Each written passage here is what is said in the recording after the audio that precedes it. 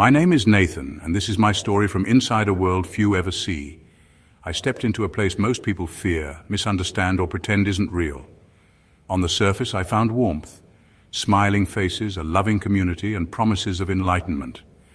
But behind that curtain, I discovered control, manipulation, and a kind of psychological captivity. This is what a day in my life as a cult member truly looks like. All my day begins at 5 a.m.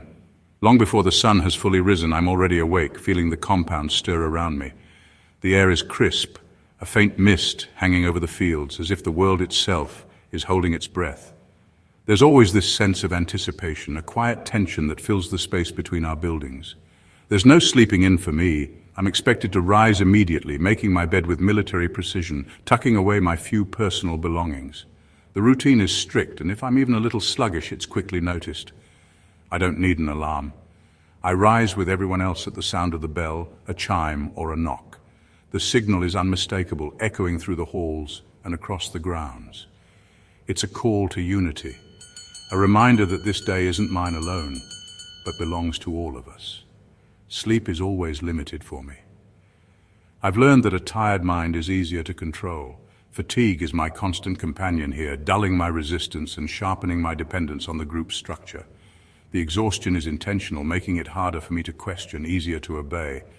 The first thing I do is join the others for group prayer, chanting, or meditation. We perform these rituals in unison, our voices blending together in a low hum or chant.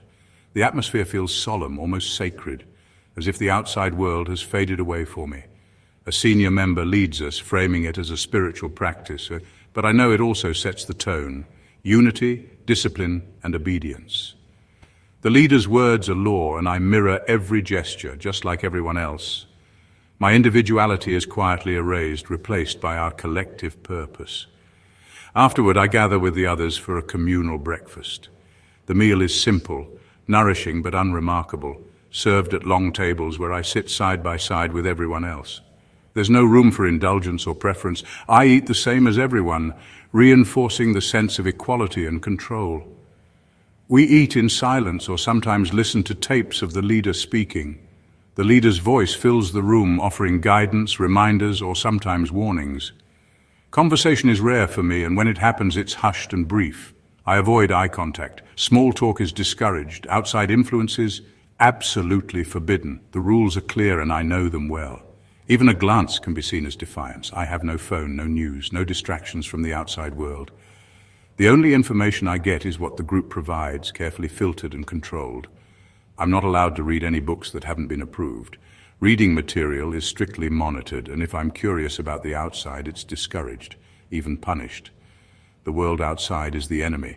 Every barrier, every locked gate reminds me that safety is found only within these walls. Fear of the outside is something I feel every day, carefully cultivated and reinforced, and this compound is my home.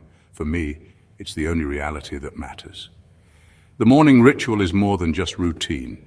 It's my daily act of surrender, a way to remind myself that here, the group comes first, and the outside world is just a distant memory. After breakfast, my day falls into a familiar rhythm. There's always a sense of purpose in the air, but underneath it I feel a quiet tension. I know my role, and I've learned there's little room for deviation. The leaders assign our tasks, and I'm expected to participate without question or complaint. Most mornings I work on the group's farm, tending to rows of vegetables and fruit trees. The work is physically demanding, but I'm told it's a privilege, my way to contribute to our survival and spiritual growth. Sometimes I'm assigned to the mailroom, stuffing envelopes for donation drives or outreach campaigns. The repetitive work is supposed to teach me discipline and focus, reminding me that every small task serves a higher purpose. Other days I spend hours crafting handmade goods, jewelry, candles, or textiles, all of which are sold online or at local markets. I never see the profits. Everything I make is credited to the group or its front organizations, reinforcing the idea that my personal gain means nothing compared to our collective success. Before each shift, we gather for a moment of silence or prayer. The message is always clear to me: work is worship. Labor isn't just a necessity, it's a sacred act, a way for me to prove my devotion and loyalty to the group's ideals. Despite the long hours and hard work, I never receive wages. My labor is offered freely, framed as a spiritual duty and a test of faith. I'm told that my true reward isn't money, but spiritual elevation and the approval of our leader. Between work sessions, I attend study circles. Long, often exhausting gatherings where we read the leader's writings, memorize chants, or dissect scripture. These sessions are meant to reinforce our beliefs and keep me mentally and emotionally invested in the cause. I've learned not to ask questions. Here, questions are called doubts. Expressing doubt is seen as rebellion, a threat to our unity. If I question too much, I risk public shaming or even being expelled. I'm taught that my old life was a lie, that my family, my friends, even my memories are part of a false system meant to keep me from the truth. Emotional isolation is used as a tool of control, making the group my only source of comfort and identity. In this world, the leader's word is absolute truth. Every action I take, every thought I have is measured against their teachings. Obedience isn't just expected of me, it's demanded, and it shapes every part of my daily life. I'm never truly alone. I'm always assigned a buddy or a handler. We watch each other. Privacy doesn't exist here. My letters are read before I can send them. Every conversation I have might be reported. If I make a mistake, it's written down. Sometimes I have to confess in front of everyone. In front of the group, I'm expected to admit my flaws, my doubts, my sins. It's not to help me grow, it's to break me down. This constant surveillance and shaming forces me to conform. Over time, I start to police myself. The rules become my own beliefs. In this place, my contact with the outside world isn't just discouraged, it's almost non-existent. The world beyond these gates is described to me as dangerous, untrustworthy, and full of threats. I've been cut off from my friends, my extended family, and anyone who might offer a different perspective. This isolation isn't an accident. It's a deliberate part of my life now, keeping me dependent and compliant. Even when I'm allowed to call my family, the calls are closely monitored. Every word I say is chosen carefully because the calls are scripted and supervised by our leaders. There's no privacy, no chance to speak freely. I'm always afraid of saying the wrong thing or revealing too much. Sometimes these calls feel like a test of my loyalty. I'm expected to prove my commitment by keeping my distance from those I love. Letters from the outside rarely reach me. They're often intercepted, read, or even destroyed before I ever see them. If someone questions the group or expresses concern, their message is treated as a threat. The only information I get is what the group wants me to hear. I'm constantly reminded that the outside world is corrupt and dangerous, full of people who want to harm me or lead me astray. The leaders warn me that outsiders can't be trusted, and that only the group offers real safety and understanding. The group has become my new family. I've formed bonds through shared rituals, meals, and experiences. I'm told that my real family is here among those who truly understand me. The sense of belonging is powerful, and it fills the emptiness left by the connections I've lost. If someone from my old life tries to reach out or express concern, the group quickly labels them as an enemy.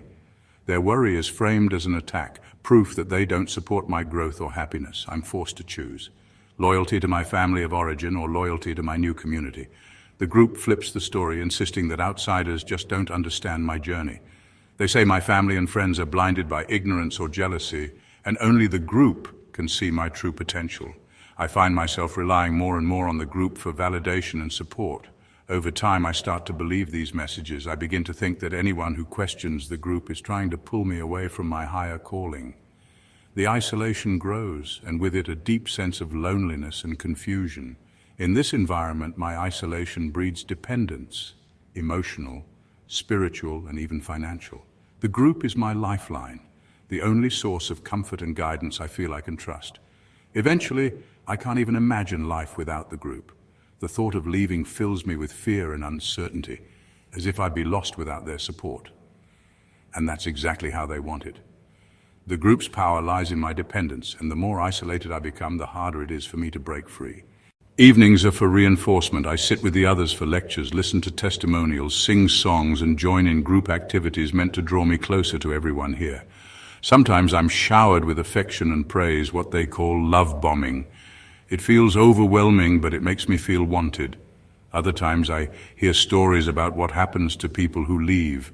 The fear creeps in. Sometimes it's both, the love and the fear mixed together. When I feel confused, afraid, or guilty, I'm told the answer is always the same. I'm not surrendered enough. I need to have more faith. I try to let go of my ego. By 10 p.m., the lights go out, my body is exhausted, my mind feels foggy, but the indoctrination keeps echoing in my head, even in the dark. I know tomorrow will be the same, and the day after that. This isn't just a single experience for me, it's a system I'm trapped in. It feels like a machine built to erase who I was and replace me with someone new. And the longer I stay, the harder it is for me to imagine ever leaving. My life in the cult didn't look anything like what you see in movies. Sometimes, it felt like I was just part of a wellness group, or a church, or even a startup. Sometimes it was a spiritual retreat. But underneath, they controlled everything. My time, my thoughts, even my sense of who I was. Now that I've escaped, I realize the journey to healing is long. Maybe it'll take my whole life. Thank you for listening to my story. If my experience opened your eyes, please like and subscribe for more personal stories.